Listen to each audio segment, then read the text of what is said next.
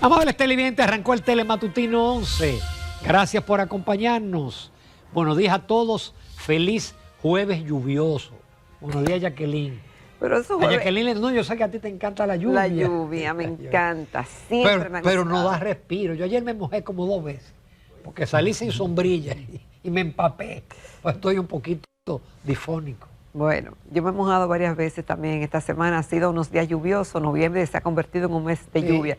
Señores, hoy estamos a 28 de noviembre. En muchos países, pero especialmente en Estados Unidos, hoy se celebra el día de Thanksgiving, que es el Día de Acción de Gracias. Es una tradición muy bonita porque es dar las gracias. Además, por las cosechas. A mí me encanta el pavo. Sí, tú eres que lo haces, Ramón. Yo lo hacía en una época. Bueno, lo cierto es que es una tradición que, aunque no es dominicana ni del mundo, es de Estados Unidos, pero qué bueno es dar las gracias. Y darles gracias a Dios sobre todo, por todas las cosas que nos da. Por las buenas y por las que a veces son malas y que pensamos que son malas, pero Dios sabe por qué se convierten en buenas experiencias más adelante. Así que, señores, bienvenidos. Como cada día tenemos los comentarios. Parece que Yanis Santaella sigue la parranda de su viaje. Sí. Ella cuando regrese viene a una entrevista completa. Y hoy tenemos la participación del ingeniero Iván García, quien es presidente de la Federación Dominicana de Comerciantes y, bueno, de la línea noroeste de Valverde Mao y amigo de toda la vida. Así que un gran placer tener a Iván con nosotros, que tiene un nuevo look también. El que lo ve no lo va a conocer. Bienvenido, señores. ¿Sabes que con eso de acción de gracias, el doctor Jorge Subereza puso un Twitter interesantísimo? Él dice que el Consejo de Estado, cuando el Consejo de Estado no había Congreso, emitió un decreto, que era un decreto ley, estableciendo que el cuarto jueves de noviembre se declaraba Día de Acción de Gracias. Y eso está vigente todavía.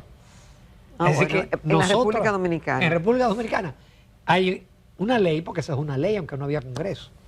Y definitivamente muchísimos dominicanos lo celebran y comen pavo esta noche. Pavo u otra cosa que le agrade. Sí, porque el pavo está muy caro.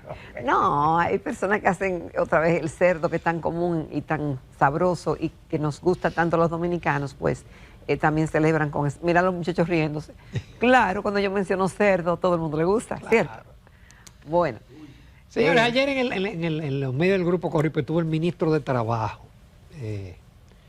y habló de muchísimos temas. Yo la parte que vi que me interesé cuando él habló de la dominicanización del trabajo, es decir, ver cómo los dominicanos trabajan en construcción, agricultura, turismo, pero no vi nada en esencia porque él habló de recapacitación, de aplicarle el 80-20 a las empresas. Sabemos que eso no se hace. Hubo una ocasión en que se dio un plazo para que los empresarios formalizaran con contrato a los trabajadores y eso no se llevó a cabo. Y esa es una buena medida. Yo vi un artículo en estos días de Eduardo García Michel donde él proponía que los obreros que se necesitaran se formalizaran, claro, y que se le tomaran los datos biométricos. Porque el problema con los haitianos... Que no tienen documentos.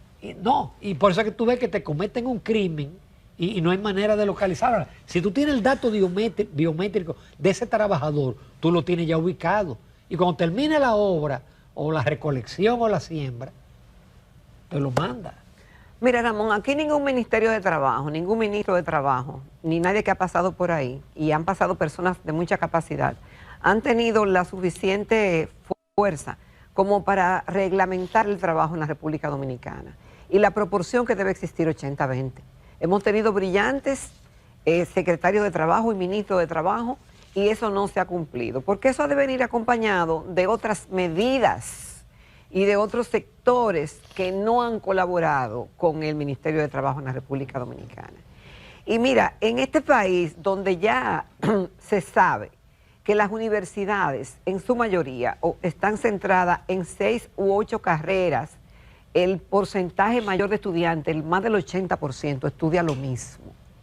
Donde hacen falta los llamados community college, donde hacen falta las carreras técnicas, donde tenemos que importar muchas veces, aquí por favor, donde tenemos que importar muchas veces técnicos en diferentes áreas de otros países porque aquí no los hay. En eso es que debemos concentrarnos. Entonces, ¿tú piensas que va a ser posible que se capacite de que para la agropecuaria y el turismo? No. Es muy tarde para abrandar habichuelas, como decimos los dominicanos. El turismo siempre, bueno, hay mucha mano de obra de turismo en la República Dominicana. El tema es que ya esas áreas, esos nichos donde ya fueron captados por haitianos, como son los sectores de la construcción y la agricultura, básicamente, no es verdad que se va a volver para atrás. ¿Cómo tú vas a capacitar a alguien para que sea agricultor y que te aprenda a enseñar a pegar blogs y a hacer mezcla y esas cosas que es lo que hacen los haitianos? Eso requiere algún expertise. Que ellos lo aprenden solo. Que lo aprenden solo, porque el haitiano es muy trabajador, ¿eh? Todo el migrante es trabajador. Es trabajador. Bueno, entonces, eso no me da, es decir, pero al ministro de Trabajo, que tiene quizá la mejor intención, y además un abogado que conoce y está capacitado, debe exigirle o debe solicitarle a sus pares de las instituciones que son vinculantes a que sea posible una mayor reglamentación del trabajo, y en definitiva habrá que tomar una medida, Ramón. Yo no entiendo, y lo decíamos ayer, cómo las ONG que torpedean, en vez de ayudar, torpedean. ¿Por qué no se instalan en Haití? ¿Por qué, por ejemplo, no dotan de documentos a los que nos tienen? Si aquí hay un subregistro grande, personas que no existen, que están vivas pero no existen, jurídicamente hablando, en Haití es enorme la diferencia, grande. Entonces...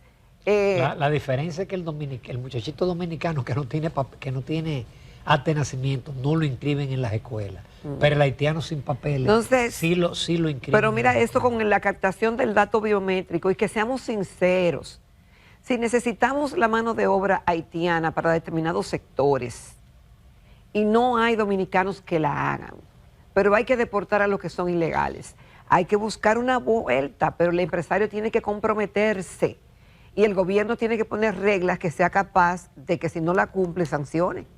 Porque aquella vez cuando pusieron el plazo tenía sus consecuencias, pero eso siguió igual. Eso se olvidó. Eso se olvidó. Entonces, que hablemos como claro, y que si necesitamos cuántos necesitamos para la construcción, tanto, pero ver, porque hay historias terribles. Hay constructores y empresas que contratan haitianos ilegales, y cuando ya están a punto de pagarle, me han contado que ellos mismos lo denuncian y se lo llevan, para que Migración se lo lleve, y cometen ahí un doble crimen, porque eso es engaño, eso es toda la cosa terrible, para no pagarle. Es decir, hay muchas historias que no se conocen detrás de todo esto, pero debe el país tener un diálogo sincero en cuanto a eso y cuál vuelta le vamos a buscar por la vía legal. Mira, hay un tema que nosotros no hemos tratado, que ha estado en la prensa todos los días, que un gran amigo nuestro... Sí, a mí me lo criticó de que me dijo, pero ustedes no comentaron lo de participación ciudadana. Exacto.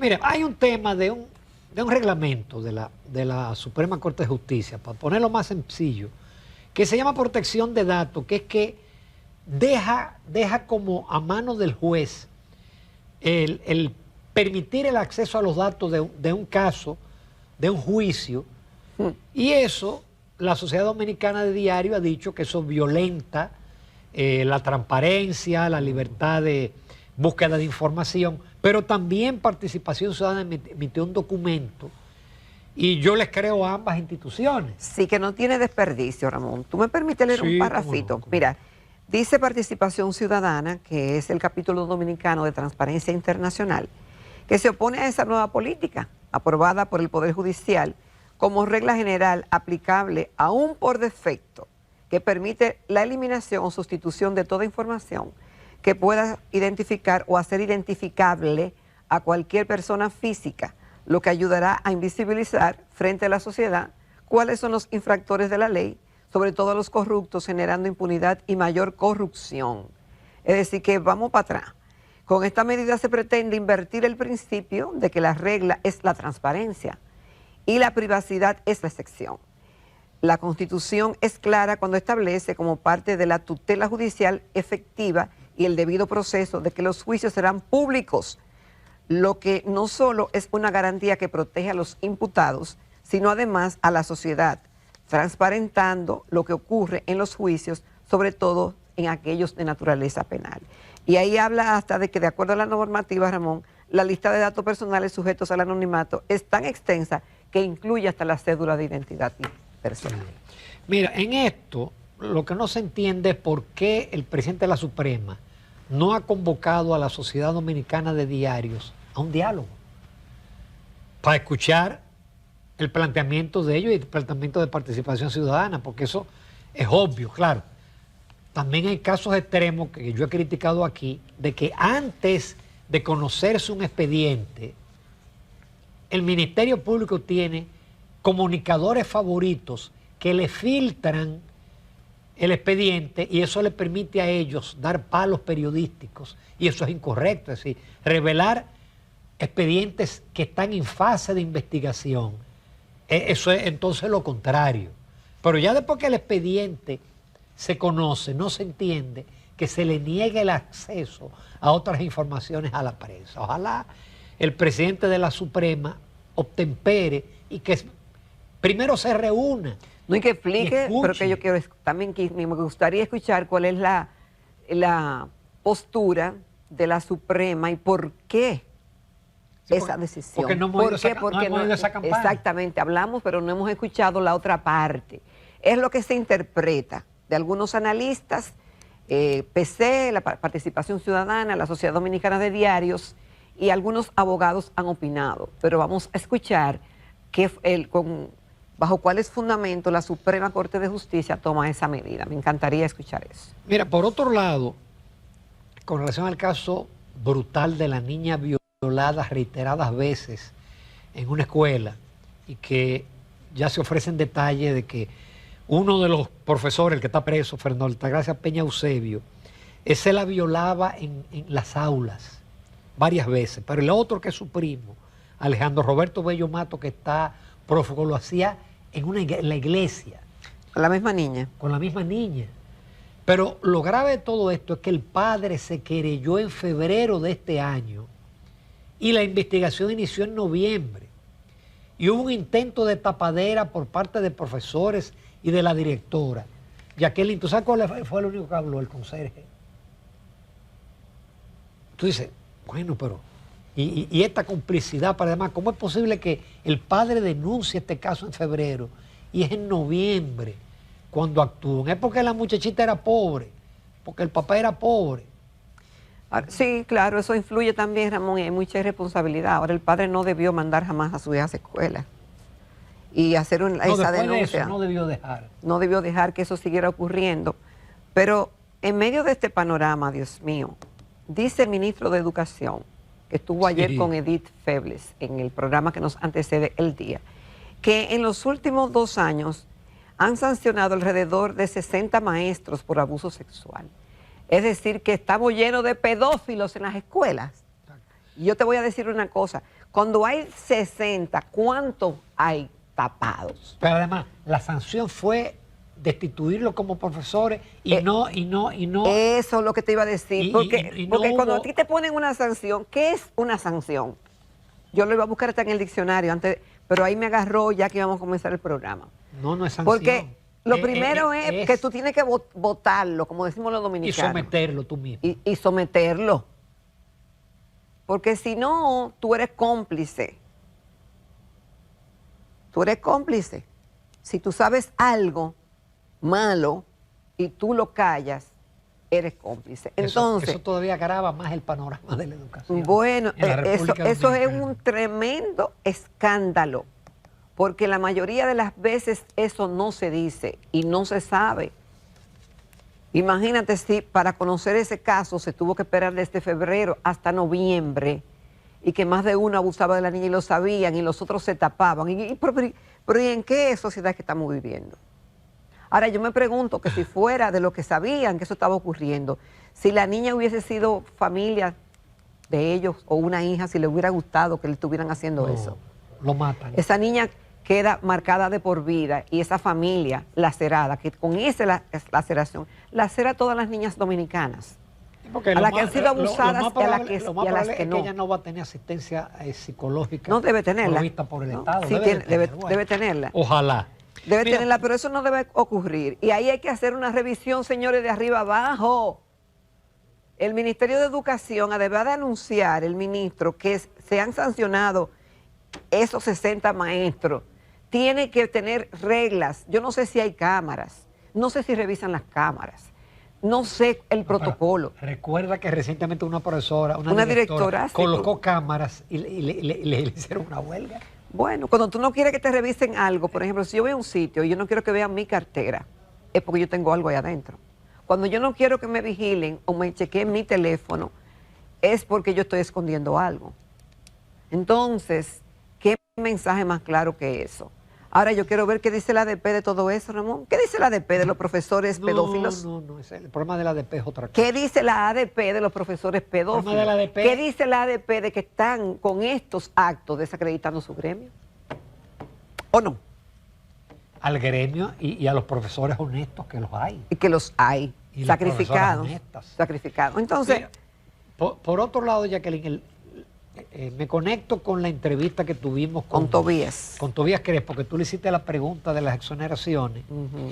Y él un tanto le evadió diciendo, pero mira, los jueces, los fiscales, Los generales. tienen exoneración. Los embajadores, los diplomáticos. Entonces parece que por el clamor, el senador Jeff Raposo sometió un proyecto de ley de que solo sea una exoneración. Que no va a pasar, decía. No. Pero mira, yo estoy de acuerdo porque, y el legislador que vive en Barahona o en Pedernales que tiene que venir, va a venir a su carrito. Porque también aquí en el gobierno, en el Estado, desde director general para arriba, tienen carro y chofer. Le asignan un carro a un chofer. No, pero deben de tener, tienen que tener facilidades. Y en algunas instituciones del Estado le facilitan préstamos a tasa cero o le asignan vehículos. Entonces, yo estoy de acuerdo con el legislador, se le facilite una exoneración, pero hasta un límite, no para que estar con Pero, Ramón, o pueden ser hasta 2, dependiendo. O le asignan un vehículo. No, o 2, como la tienen, pero que le pongan un tope al vehículo. Exacto. Porque si tú puedes comprar un carro, que me han dicho de algunos que cuestan hasta $500,000 y que aquí los hay, y que hay hasta periodistas que tienen de esos vehículos, yo te voy a decir una cosa, ese no necesita una exoneración. Tú sabes lo que es evadir por 24, 30 millones de pesos, entonces no la necesita. Pero sí, yo te voy a decir una cosa, déjame defender un poquito a los legisladores. Te voy a decir por qué. Porque ellos fueron elegidos por el voto popular, escogidos. Y mal que bien hacen un trabajo de acercamiento con la gente en sus demarcaciones y muchos tienen mucha responsabilidad. Entonces hay otros que tienen no solamente exoneraciones, muchísimas exoneraciones y facilidades y no han dado ni un golpe de karate para conseguir la posición que tienen. Entonces, yo te digo, hay algunos que viven lejos. Se le carga el dado a los legisladores. Sí, se le carga el dado. pero hay muchas entidades, instituciones que no tienen, que no deben de tener esas exoneraciones. No, y además, si tú sumas y restas, hay que ver. Yo lo que estoy de acuerdo en que sí se le ponga el tope. Un tope de que un vehículo utilitario. Y los que no son electos, que tienen mano suelta para gastar y dilapidar. Es lo que yo te digo, y eso no hicieron nada por llegar ahí, o poco. Pero llegar a ser senador o diputado, señores, eso da trabajo. Mucho trabajo. Finalmente invito a leer mi artículo esta semana. Sin reforma fiscal no habrá mejoría en calificación crediticia. Eso es muy importante. Este gobierno tenía la meta de llevar el país hacia la calificación de grado de inversión. No se va a poner. Pero no se va a poder. yo te leí. Pero ahí yo pongo unos datos que revelan cómo ha evolucionado la deuda externa de los bonos. Sí. Los primeros bonos se colocaron cuando Hipólito, 500 millones. En el 12, cuando Leonel, básicamente él emitió 2.000 millones. Danilo y este gobierno le han dado a 1.000. Y ya nosotros tenemos en bonos soberanos 29.000 millones de dólares en bonos soberanos. Está la deuda bilateral, está la deuda otros componentes de la deuda privada. La deuda nuestra llega a 75.000 millones. Ramón, pero señores, un pequeño detalle del artículo, porque lo leí, es que tú dices que los países de América Latina que tienen esa calificación son cuatro: Chile, México, Perú y Uruguay. Pero también ahí tú dices, Ramón, que nada más estamos a un paso de tener ese grado de inversión. Entonces, a pesar de ese endeudamiento que tú mencionas, Entonces parece que no estamos tan mal porque nada más estamos a un paso de ser un país graduado de inversión. Por eso nuestro amigo Guglielmo Curi, que viene de invitado el lunes, escribió un artículo diciendo que si nos ven tan bien y si ven que podemos pagar, ¿para qué la reforma fiscal? Se lo dejo ahí. Si no se pierdan la entrevista con Iván García, él es presidente de una federación, oye, poderosa. El comercio es una de las actividades más importantes de la economía dominicana, porque ahí es donde está el consumo. Ahí sí es. No se lo pierdan.